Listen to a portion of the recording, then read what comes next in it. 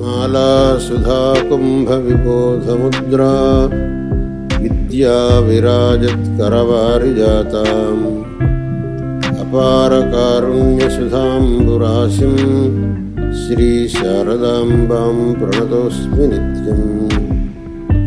ஸ்ருதிஸ்மிருதி புராணானாமாலயம் கருணாலயம் நமாமி பகவத்பாத சங்கரம் லோகசங்கரம்.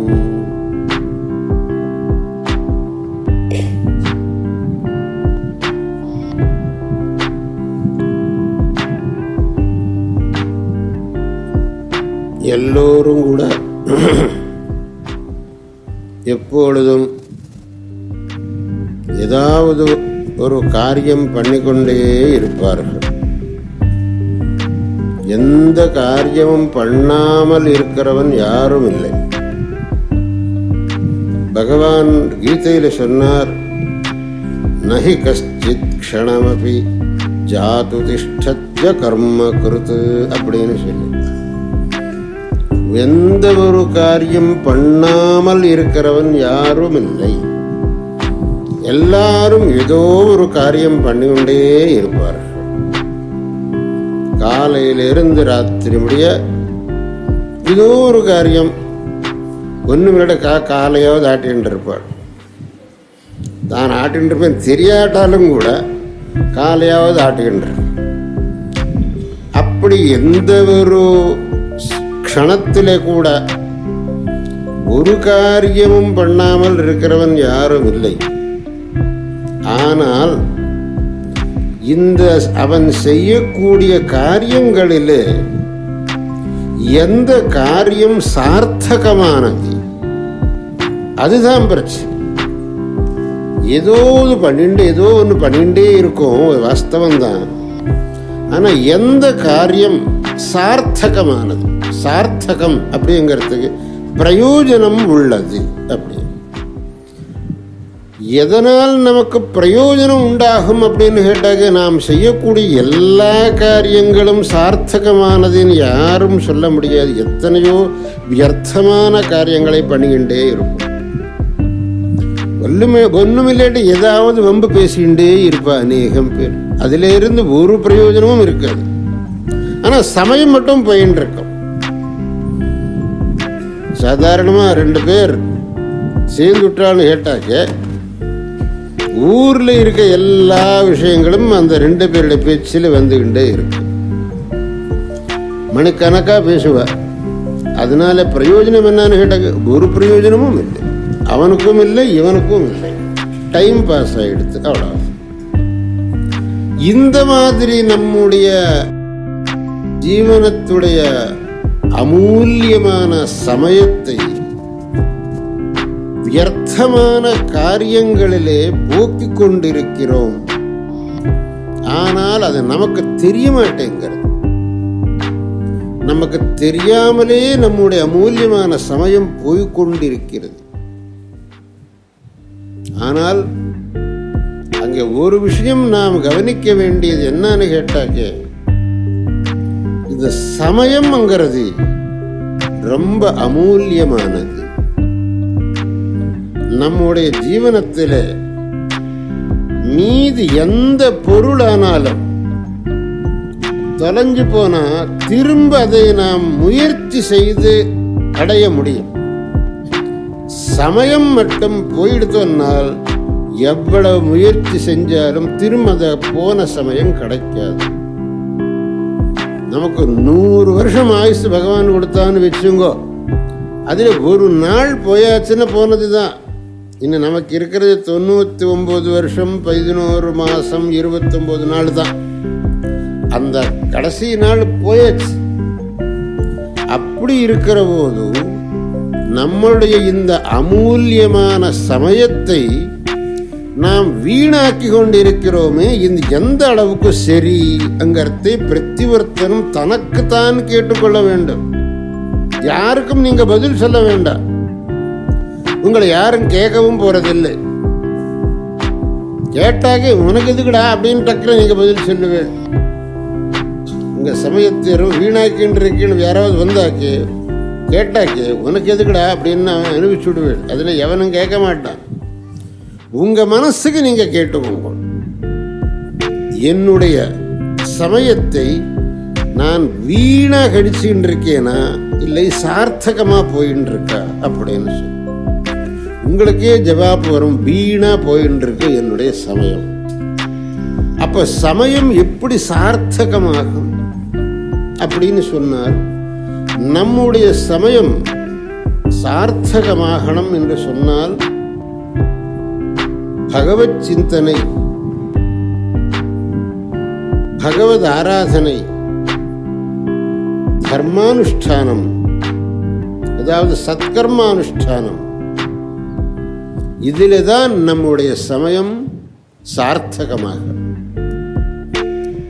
வேறு உங்களுக்கு எது செய்ய முடிஞ்சாலும் முடியாட்டாலும் பகவத் சிந்தனை பண்றது என்கிறது ஒரு கஷ்டமான காரியம் இல்லை. பகவான் சமஸ்த பிரபஞ்சத்தினுடைய சிருஷ்டி ஸ்திதி சம்ஹாரங்களுக்கு காரணமானவன். நாம் செய்யக்கூடிய சுபாசுப கர்மங்களுக்கு பலத்தை கொடுக்கக்கூடியவன். அபார கருணா சிந்து. அப்பேற்பட்ட பகவானுடைய ஸ்மரணத்திலே நம்மளுடைய சமயம் விநியோகமானால் அது ரொம்ப உத்தமமான வாழ்க்கையாகும். ஏன்னா பகவானுடைய ஸ்மரணம் நமக்கு அநேக விதமாக நல்லது கொடுக்கும். எல்லாத்தை விட முக்கியமானது என்னன்னு கேட்டாக்கு, பகவான் பகவத்கீதையிலே ஒரு வாக்கியம் சொன்னார். அந்த காலேச்ச மாமேவ ஸ்மரன் முக்த்வா கலேபரம் யஹ் பிரயாதி சமத்பாவம் யாதி நாஸ்த்யத்ர சம்சயः அப்படின்னு சொல்லி, எவன் தன்னுடைய கடைசி காலத்திலே பகவானுடைய நினைவிலேயே பிராணத்தை விடுவானோ அவனுக்கு பகவானுடைய சாயுஜ்யம் கிடைக்கும் என்று இந்த ஸ்லோகத்தின் கருத்து. நாம் அந்த கடைசி நேரத்தில் பகவானுடைய நினைவு நமக்கு வர வேண்டும் என்று சொன்னால் இப்போலிருந்தும் நாம் அந்த பகவத் ஸ்மரணத்தை செய்யக்கூடிய ஒரு அபியாசம் பண்ணி கொண்டால் தானே அந்த சமயத்தில் பகவானுடைய நினைவு வரும். இல்லாட்டி அந்த சமயத்தில் பகவானுடைய நினைவு நமக்கு வருமா? வராது. ஆனா நமக்கு என்ன ஆறுதுன்னு கேட்டாக்கே, லௌகிகமான விஷயங்கள்லேயே நம்ம மனசு போயின்னு இருக்கு. அது செய்யணும், இது பண்ணணும், எவ்வளோ சம்பாதிக்கணும், அவ்வளோ சம்பாதிக்கணும், இதிலேயே மனசு போயின்னு இருக்கே. இப்படியா அந்த பகவத் ஸ்மரணத்தில் மனசு போகமாட்டேங்க. வாஸ்தவமா நமக்கு அத்தியந்த அபீப்சிதமான எந்த பலன் உண்டோ அந்த பலன் அந்த பகவத் ஸ்மரணத்தில் தான் கிடைக்கும்ங்கிற போது அதில் ஏன் நம்ம மனசு போறதில்லை? அதான் முன்னோர்கள் சொன்ன, மனுஷனுக்கு ஒரு பெரிய மகாமோகம் மனுஷனை ஆவரிச்சிருக்கு. ஏன்னு கேட்டால் பகவானுடைய ஸ்மரணம் பண்றது ரொம்ப சுலபமான காரியம். அதனால வரக்கூடியது மகாபலம். அப்படி தெரிஞ்சாலும் கூட அதை மட்டும் பண்ணாதுக்கு மீதி விஷயங்கள்லயே போறான்னு கேட்டாக்கு இது மகா மோகம்னு தான் சொல்லணும். வேற என்ன சொல்லணும்? நம சிவாய மந்த்ரோயம் வாகேஷா வசவர்த்தினி அஹோ மோஹஸ்ய மாஹாத்மியம் நரகஞ்சேன பஷ்யதி. மோகத்தினுடைய மகாத்மியம் என்ன சொல்றது? இவ்வளவு சுலபமா மகாபலத்தை அடைவதற்கு வேண்டிய நாமஸ்மரணம்ங்கிற சாதனம் இருக்கிற போது அதை மட்டும் விட்டுவிட்டு வேற எதிலையோ அவன் பிரவர்த்திக்கிறானே, கேவலம் மோகம்தான் அப்படின்னு முன்னோர்கள் சொன்னார். அதனாலே நாம் ஆரம்பிச்சது ஏதோ ஒரு காரியத்தை பண்ணிக்கொண்டே இருக்கோம். ஆனால் அதில் சார்த்தகமானது எதுங்கிறதை விமர்சை பண்ணினால் பகவத் ஸ்மரணமும் பகவன் நாம கீர்த்தனமும் பகவத் ஆராதனையும் சார்த்தகமான காரியம். அப்புறம் தனக்கு விகிதமான கர்மாச்சரணம்ங்கிறது சார்த்தகமான காரியம். பிரதிவர்த்தனுக்கும் கர்மாச்சரணம் விதிக்கப்பட்டிருக்கிறது சாஸ்திரத்தில். நீ பிரம்மச்சாரியானா இந்த மாதிரி இருக்கணும், நீ கிரகஸ்தனானா இந்த மாதிரி இருக்கணும், நீ சன்னியாசியானா இந்த மாதிரி இருக்கணும் அப்படின்னு சாஸ்திரம் சொல்லியிருக்கு. அந்த சாஸ்திரம் சொல்லியிருக்கிறதுல ஒரு அளவுக்காவது நாம் அனுஷ்டிக்க வேண்டாமா?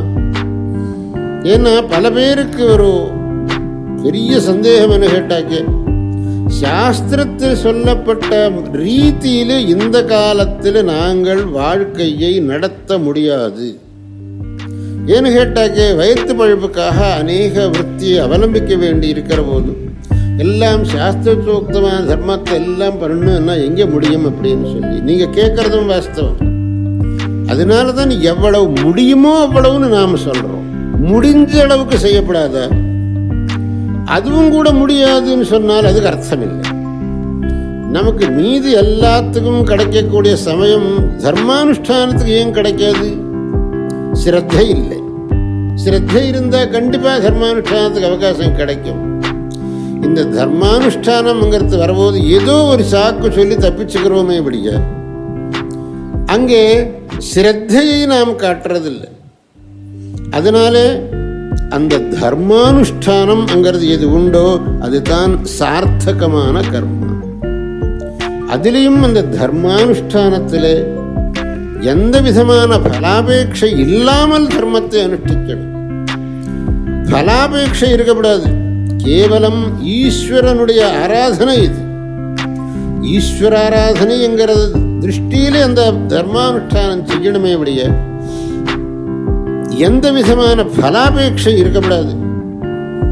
ஆனால் அப்படி செய்யறது ரொம்ப கஷ்டம். எனக்கு இவ்வளவெல்லாம் செலவு பண்ண சொல்கிறேன், ஒன்றையும் கேட்க வேண்டாம்னு சொல்கிறேன் எப்படி அப்படின்னு பல பேருக்கு ஒரு சந்தேகம் வரும். ஆனால் நீங்கள் பகவான்கிட்ட கேட்க வேண்டியதில்லை. அவன் சர்வஜன். உங்களுக்கு என்ன வேணுமோ அவனுக்கு தெரியும். உங்களுக்கு என்ன வேணும்ங்கிறது அவனுக்கு தெரியாதுக்கு அவன்கிட்ட நீங்கள் தெரிவிக்கணுமா என்னது எனக்கு என்னது வேணும்னு சொல்லி. ஆனால் அந்த பக்குவம் இல்லை நமக்கு. அதனால நாம் எல்லாம் பகவான்கிட்ட கேட்டுக்கிட்டு இருக்கோம், அது வேற விஷயம். ஆனால் இந்த மாதிரி பகவத் ஆராதனை, பகவத் ஸ்மரணம், பகவன் நாமஜபம், சத்கர்மானுஷ்டானம், இந்த மாதிரி நம்முடைய ஜீவனத்தினுடைய அமூல்யமான சமயத்தை சார்த்தகமாக்க வேணுமே தவிர வியர்த்தமான விஷயங்கள்ல நம்முடைய அமூல்யமான சமயம் போகக்கூடாது. வியர்த்தமானது என்னாக்க, இன்னொருத்தருடைய விஷயங்களை பற்றி நாம் விசாரிக்கிறது வியர்த்தமானது. இன்னொருத்தனுடைய விவகாரத்தில் தலையிடுறது வியர்த்தமானது. நமக்கு வேண்டாத விஷயங்களை பற்றி யோசிக்கிறது வியர்த்தமானது. இதெல்லாம் நமக்கு தேவையில்லை. ஆனால் நாம் இன்னொருத்தனுக்கு உபகாரம் பண்றதுக்காக ஏதாவது ஒரு விஷயத்தில் தலையிட்டால் அது தப்புன்னு நாம் சொல்ல மாட்டோம்.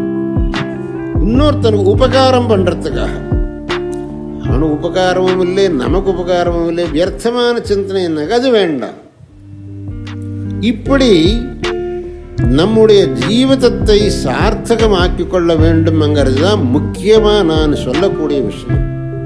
ஏன்னால் இந்த ஜன்மம், மனுஷ ஜன்மம்ங்கிறது திரும்ப நமக்கு வரும் என்ன நிச்சயம்? திரும்ப எந்த பிராணி ஜென்மா வருமோ யாருக்கு தெரியும்? அந்த மாதிரி ஏதாவது பிராணி ஜென்மா வந்தால் நாம் என்ன செய்ய முடியும்? உலகத்தில் தர்மானுஷ்டானம் செய்யறதுக்கு இந்த மனுஷ சரீரத்தில் தான் நமக்கு முடியும். வேறு எந்த சரீரத்திலையும் நாம் தர்மானுஷ்டானம் பண்ணுறதுக்கு முடியாது. கேவலம் ஆகாரம், நித்ரா, அதில் தான் அந்த சரீரங்கள் எல்லாம் நமக்கு செய்ய முடியும்.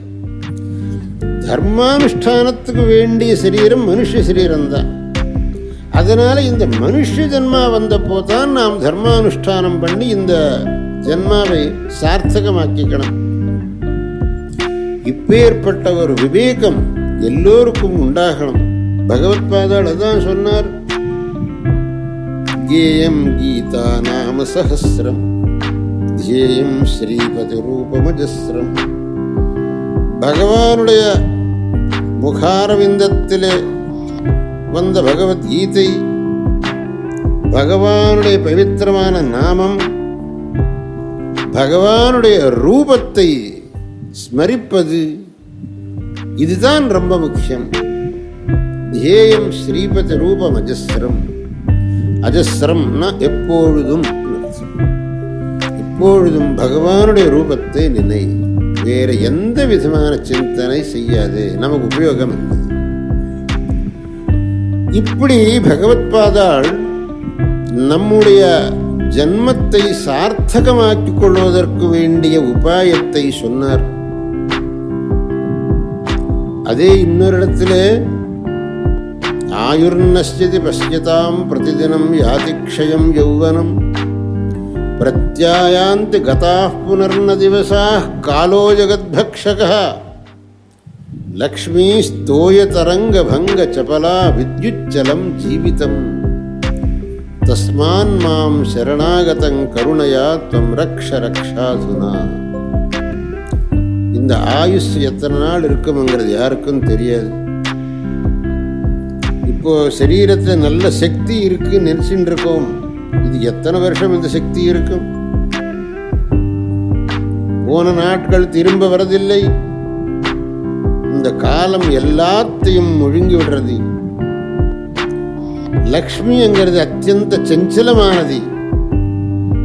இந்த ஜீவனம்ங்கிறது மின்னல் போல் வித்யுத் சலஞ்சீவிதம்.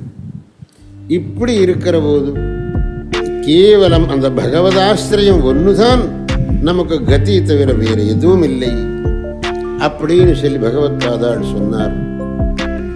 இந்த சத்தியத்தை நாம் தெரிந்து கொண்டு நம்ம ஜீவிதத்திலே கூடுமானவரையிலும் சார்த்தகமான காரியத்தை செய்து இந்த ஜீவிதத்தை பவித்திரமாக்கிக் கொள்ள வேண்டும். பகவத்பாதாள் நமக்கு எல்லோருக்கும் சன்மார்க்கத்தை காண்பித்த மகானுபாவர். அவருடைய அவதாரம் நடக்கலை என்று சொன்னால் இந்த நாட்டில் தர்மமே இருந்திருக்காது, இந்த நாட்டில் வேதமே இருந்திருக்காது, இந்த நாட்டில் ஒரு சதாச்சாரம்ங்கிறதே இருந்திருக்காது. இது எல்லாம் அந்த மகான் அவதாரம் செய்ததின் பலன். அதனால அந்த மகானுக்கு நாம் என்னென்னைக்கும் கிருத்தஜர்களாக இருக்க வேண்டும். அந்த மகானுடைய நாமத்தை சதா உச்சரிக்க வேண்டும். அவருடைய பரிபூர்ணமான கிருபைக்கு பாத்திரமாக வேண்டும். இந்த தர்ம பிரச்சாரம் சதா நடக்கணும்ங்கிறதுக்கு தான் பகவத்பாதாள் இந்த சதுராமநாய பீடஸ்தாபனம் செய்தார். அதிலே தட்சிணாமநாய பீடத்தை ஸ்ருங்கேரி க்ஷேத்திரத்திலே ஸ்தாபனம் செய்தார். அந்த ஸ்ருங்கேரி சாரதா பீடம் தட்சிண பாகத்திலே இருக்கக்கூடிய எல்லா ஆஸ்திகர்களுக்கும் தர்ம மார்க்கத்தை காண்பித்து கொண்டு அந்த காலத்திலிருந்தும் அத்தியந்த பூஜனீயமாயிருக்கிறது. அந்த பீடத்தில் வந்த மகான்கள் எல்லோரும் இந்த தர்ம யாத்திரை செய்து சிஷ்யர்களுக்கு தர்ம பிரபோதம் செய்தார்கள். அதே மாதிரி என் குருநாதர் ஜகத்குரு ஸ்ரீமதி அபினவ வித்யா தீர்த்த மகா சுவாமிகள் தட்சிண பாரதத்தில் எல்லா கிராமங்களுக்கும் சென்று ஜனங்களுக்கு தர்ம பிரபோதம் செய்து பரமானுகிரகம் செய்தார்கள். அவர் இந்த திண்டுக்கல் நகரத்துக்கு பல தடவை விஜயம் செய்து சிஷ்யானுகிரகம் பண்ணினார். அதே மாதிரி அவருடைய கிருபையால் நானும் இந்த யாத்திரை செய்து கொண்டிருக்கிறேன். இங்கே வரக்கூடியது ஸ்ருங்கேரி சங்கர மடம். ஸ்ருங்கேரி சங்கர மடம் எல்லோருக்கும் சேர்ந்தது, பொதுமக்களுக்கு சேர்ந்தது. அதனால் எல்லோரும் இந்த காரியத்தில் பங்கு கொள்ளணும். சாரதாம்பாளுடைய பவ்யமான கோயில் இந்த இடத்துல வரணும். அங்கே சாரதாம்பாளுடைய மூர்த்தி பிரதிஷ்டையாய் அங்கே அம்பாளுக்கு விசேஷமாக பூஜாதி கைங்கரியங்கள் நிரந்தரம் நடக்கணும்.